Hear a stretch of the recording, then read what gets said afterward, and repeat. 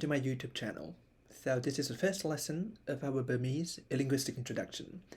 In this lesson, I'm going to introduce some basic greetings in Burmese. Regarding grammars, we will learn copular sentences and basic WH questions. So I will follow this order in first introducing important vocabularies, followed by example sentences of our core grammars. And lastly, I will do some very basic grammatical analysis for you if you're interested in linguistics. So let's go to vocab. So I will first read them and pause a little bit. You can follow me if you like. Then we will do some explanations of these vocabs. Okay? So first one. Minglaba. Minglaba. 这马 这马 这脑 这脑 từ từ Siama Siama Sia Sia B B Da Da Le Le Ga Ga. Okay, so there are a lot of things to be clarified. As for the romanizations, you can see on top of vowels, there are different notation markers. So this little marker means this syllable is shortened, or phonologists may refer to it as a secondary syllable. So this is not pronounced as jama with two syllables having the same pronunciation time, while the first syllable is shorter, so it's pronounced as jama, not jama. And the same as this one is no, not no. Okay, and this AW is kind of misleading because it does not have a W ending, but AW just represents for a single vowel or the back-rounded vowel. no. And for this one, you might heard me pronounce it in two different pronunciations. The first one I pronounced as a dental stop, like do, but the second one pronounced as at a interdental fricative, like thu. So for th, it has some individual variations in Burmese. Some people pronounce it as a fricative, and someone pronounce it as a dental stop. But for canonical pronunciations, thu means fricative is the preferred one. And for this little marker on top of E, this means high tone. So Burmese is a tonal language, but we're not getting details of the tones in Burmese, but we should remember it has a basic contrast between low tones and high tones. So this note marker indicates this is a low tone, so to pronounce as le, not le. For romanizations without any notation markers, it indicates low tone, which is indivod. So for this ga, this should be ga, not ga. So we should pay attention to the tones from the very beginning. And I use these notations to try to mark the morphological boundaries to help you know details of how compound words are created. This is very helpful if you're doing linguistic analysis, and I think it's also very helpful if you're learning a second language. It doesn't make sense for you to just know the whole meaning of a compound word or a long sentence. So, Mingla means auspicious because it's a borrowed word from Sanskrit.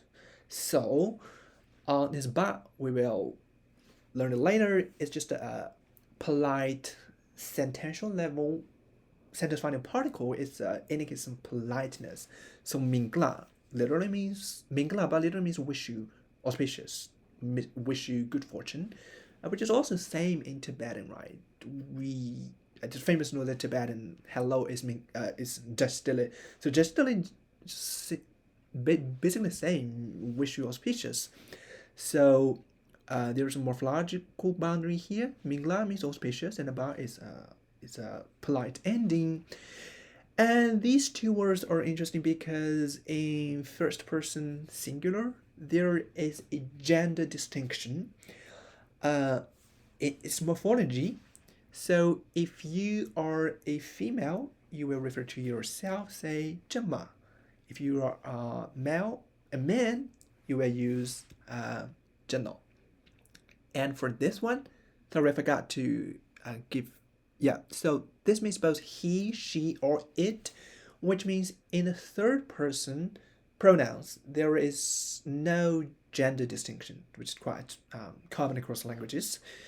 And in some nouns, nominal expressions, it also had a gender distinction in its morphology. Like this female teacher, you should say Siyama. But if you're a male teacher, you would use Siya. You can never change them if, yeah. So it indicates that there, okay, we will see it later.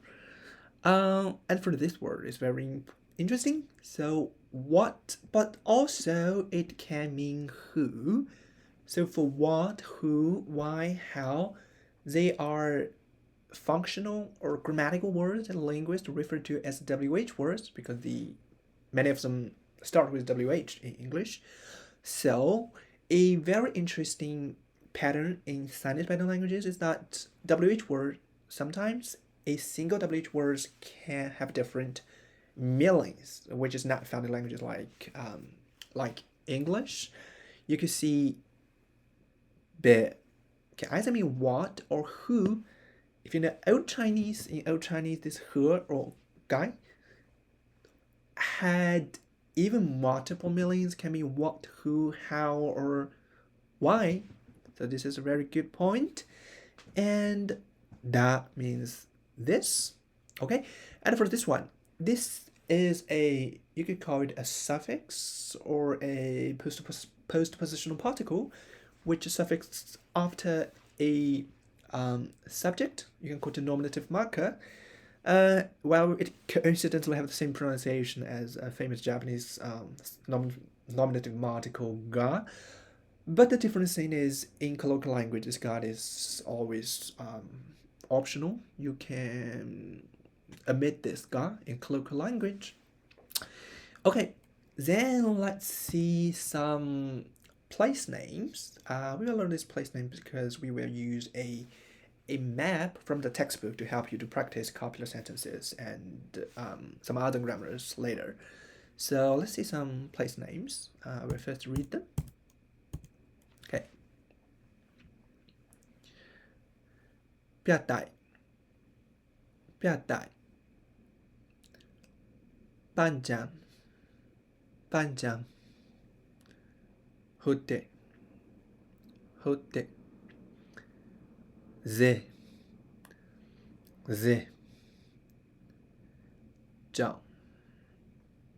장 남매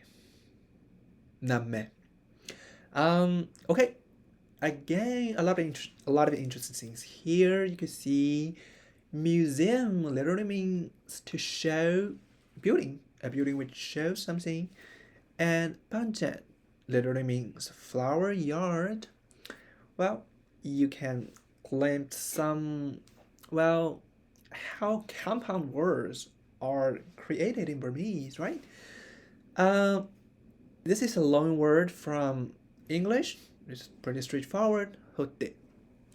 And this one, I kind of feel that the initial, some speakers pronounce it as a voiced fricative, like the, but some may pronounce it as a voiced affricate, like the.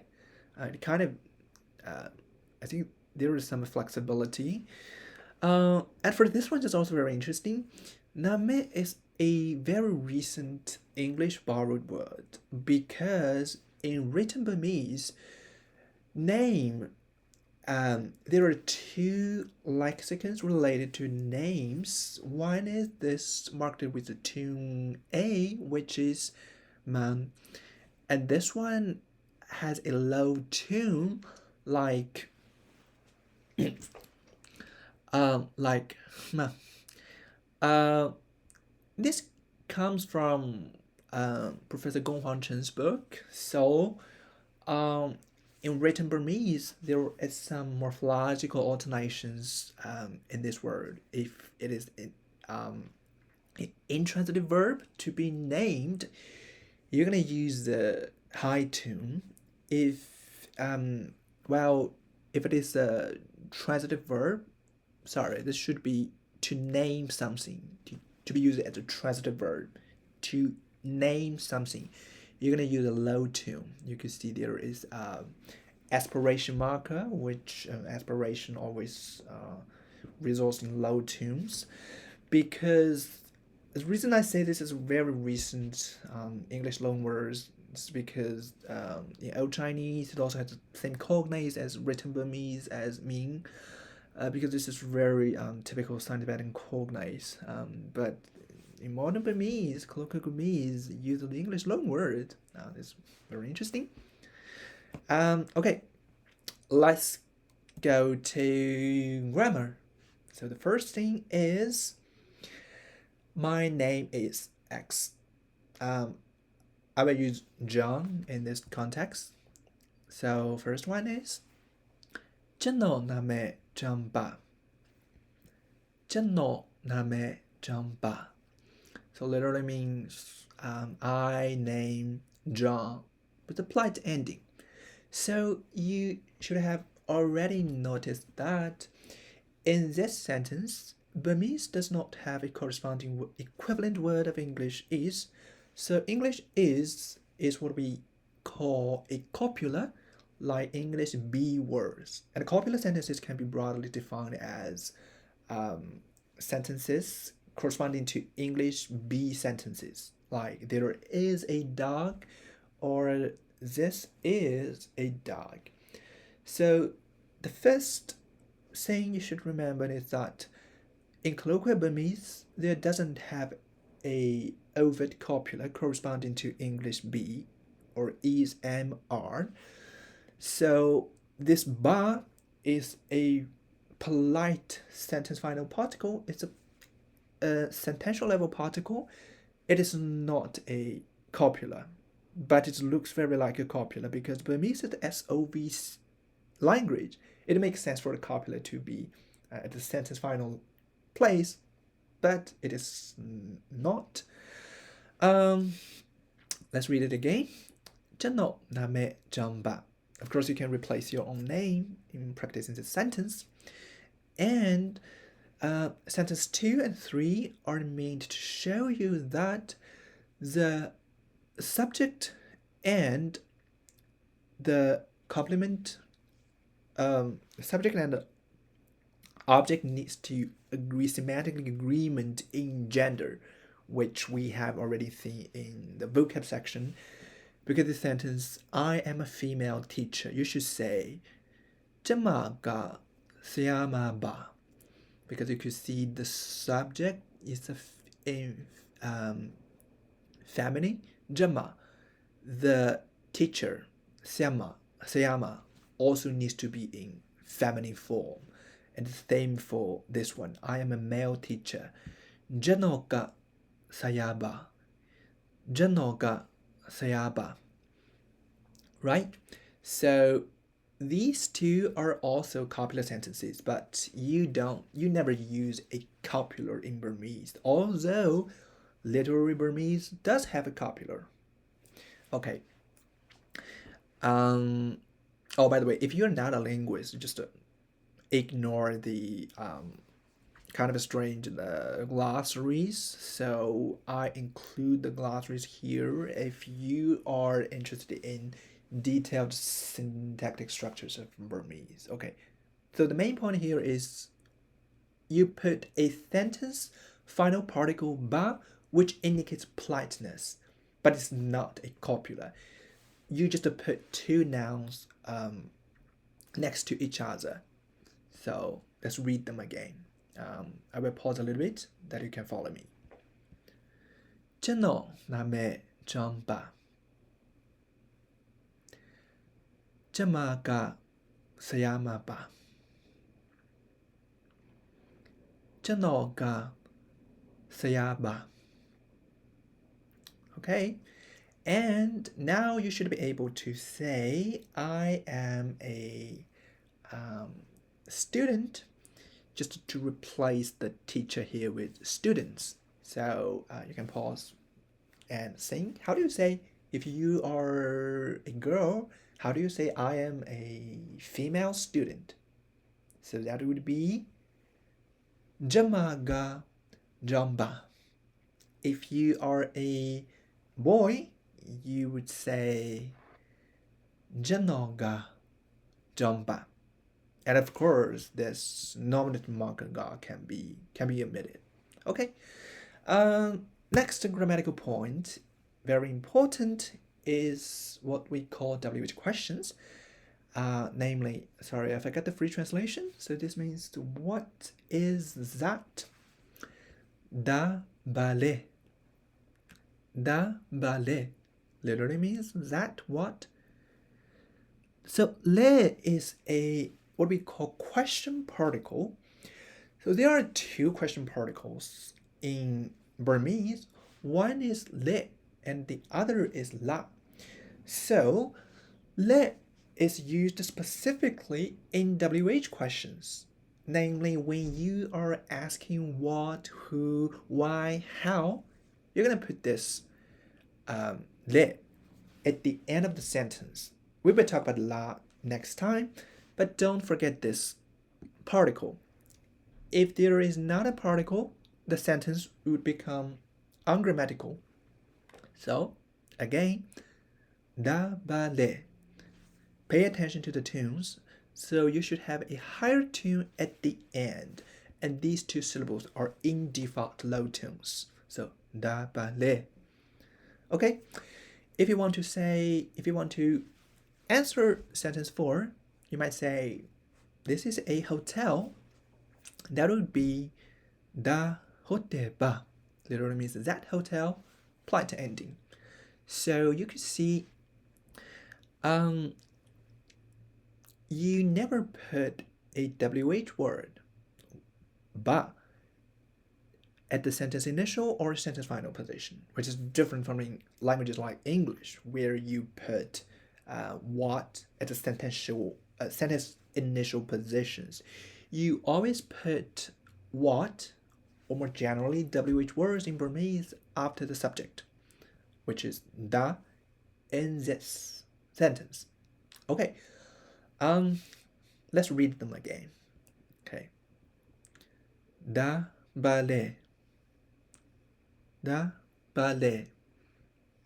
This one, da hoteba, da hoteba. Okay, then you should be able to practice by yourself or with your partners using this map. So there are some buildings on this map, and a museum, pagoda, park, hotel, market, and make sure you have remembered the lexicons before you practice using this using this map. So you can ask yourself what this is, and you look at the bottom and ask, this is what? So let's try some of them. Okay, da bale. They look here. Da panjang ba. Okay, next. Da bale, da pyaba. And this one. Da bale, da hotepa. So very simple, right? Now you can ask yourself using this map. Okay, let's go to the third part. There are some very interesting grammatical variations across the Tibetan languages in regarding for copular sentences.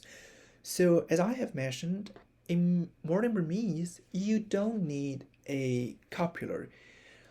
You just need but you normally need a sentence final particle ba indicating politeness. But in this language, Achang, which is very genetically close to Burmese, it's a little bit different. You don't use any sentence final particles.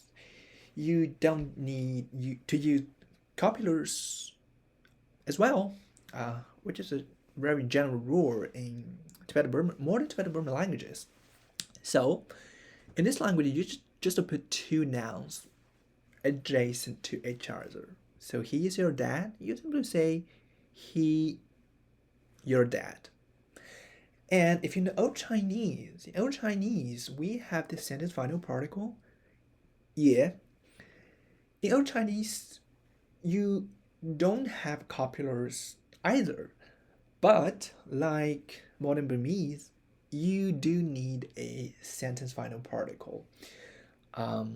All the scholars are still debating what functions this year is, but Old Chinese is like Burmese in that in nominal copular sentences you need a sentence final particle, but in Achang you don't need that particle. So this is some very small syntactic variations across these languages. But I need to mention that in modern Burmese, there doesn't need to be a copular, which does not mean there never had a copular in Burmese. Actually, in literary Burmese, it has a copular, something like be, which literally means to have, but in colloquial language, you never use that. And Achang also has a cognate to that be in literary Burmese, and scholars also reconstructed a cognate, meaning which corresponds to a copular in Proto-Tibetan and Proto-Tibeto-Burman, which so hopefully in modern Burmese it does not have a overt copula. It is not a retention of a proto-language. Rather, we could say that the copula got lost in the evolution of Burmese language. This is something need to be noted. And here, the last part, here, I would like to give you you could call it short quiz to ask you, are these three sentences grammatical or not? Just to help you to reviewing the grammars we have learned in this lesson. You can pause and look at the glossaries. I didn't give free translations.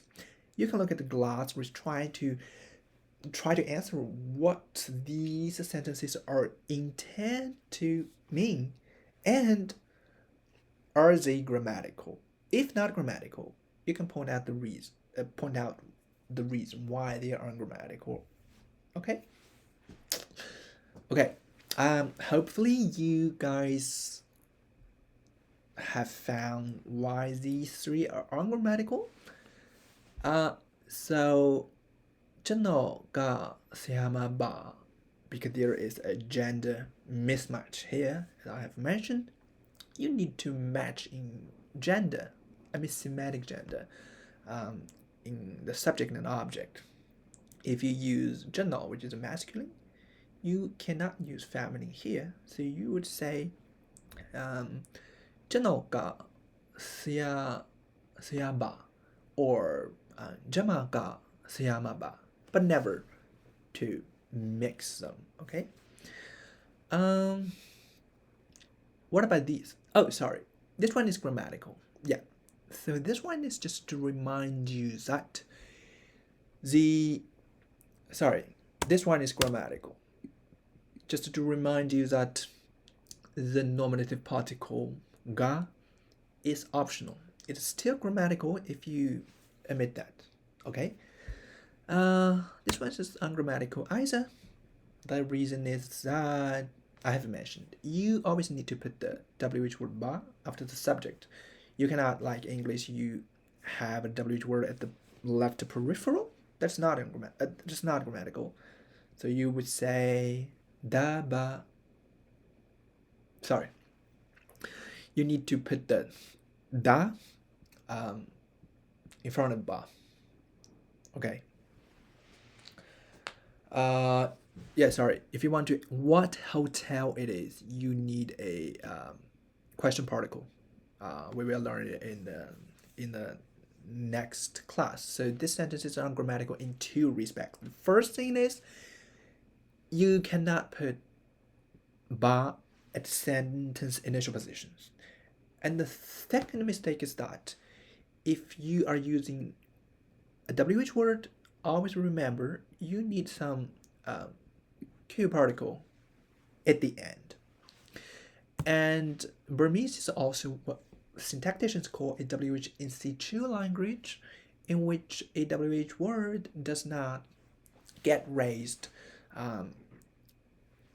in higher positions. It receives its seated role at the same place as non-WH arguments. Okay, that's all. And before we wrap up, let's do a vocab review. This time I will not explain it. I just read. You can just pause and read aloud. Okay. Minglaba. Minglaba. Jemma. Jemma. Jenno. Jenno. Du. Du. Seama. Seama. Seya. Seya. Be. Be. Da. Da. Le. Le. Ga. Ga. Next. Piattai. Piattai. Panchan. Panchan. Hotte. Hotte. Ze. Ze. Jo. Jo. Namme. Namme. Okay, that's all. Oh, by the way, at the end, I need to mention that and for this hello greeting, in colloquial language, people normally don't use this ba. So mingla ba is a very formal thing that people use it in classrooms, but in colloquial language, you can simply say mingla. Mingla is totally okay. Okay, that's all. And for our next class, we will learn the numbers 1 to 10, and we will learn yes/no questions, like you're asking, is this a museum? Okay, see you next time.